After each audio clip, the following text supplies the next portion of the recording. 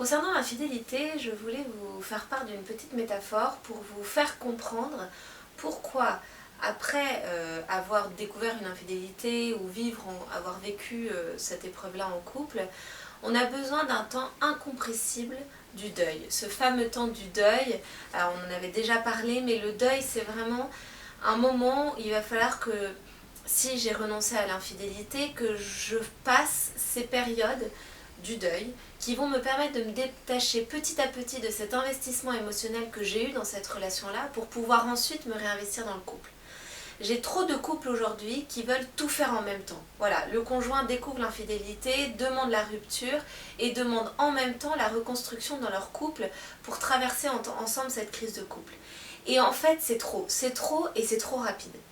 Quand vous perdez un proche, on ne vous demande pas le lendemain de travailler sur un nouveau projet au travail, de trouver quelqu'un d'autre qui va pouvoir remplacer cette relation. C'est pas possible, vous avez besoin de vous poser, de vous reposer, de passer toutes ces étapes du deuil qui demandent du temps. Vraiment, j'insiste, quand je parle de temps incompressible, c'est qu'il faut le temps. Il y a des personnes qui viennent me voir au bout de 2 mois et qui me disent mais c'est pas normal, je suis encore dans cette période difficile.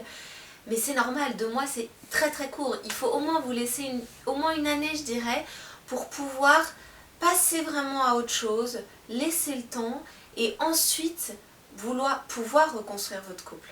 Alors c'est difficile, c'est surtout difficile pour le conjoint qui a été trompé parce que lui voudrait des preuves d'amour, voudrait des preuves qu'il faut tout reconstruire aujourd'hui.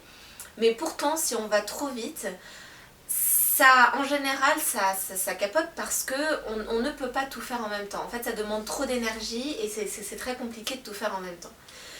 Donc pensez bien à ça. La petite métaphore que je voulais vous donner, c'est que votre bateau, le bateau qui est le couple, est en pleine tempête. Et quand on est en pleine tempête, qu'est-ce qu'on fait? Eh bien, on va chercher à mettre toute son énergie au centre du bateau, à pouvoir essayer de retrouver un centre de gravité qui va permettre que le bateau se stabilise.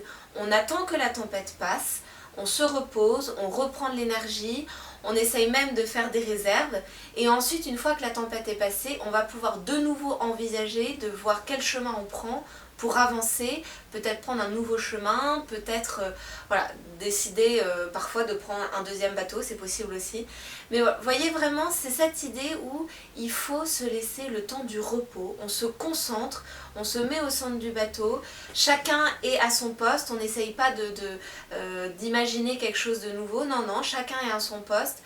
On laisse un petit peu le couple là entre parenthèses, mais chacun se repose, reprend de l'énergie et ensuite on pourra continuer à avancer. Donc pensez bien à ça, après l'infidélité, vous avez ce temps du deuil incompressible pour la personne qui a trompé et la personne qui a été trompée bien évidemment. Et ensuite on parlera de reconstruction.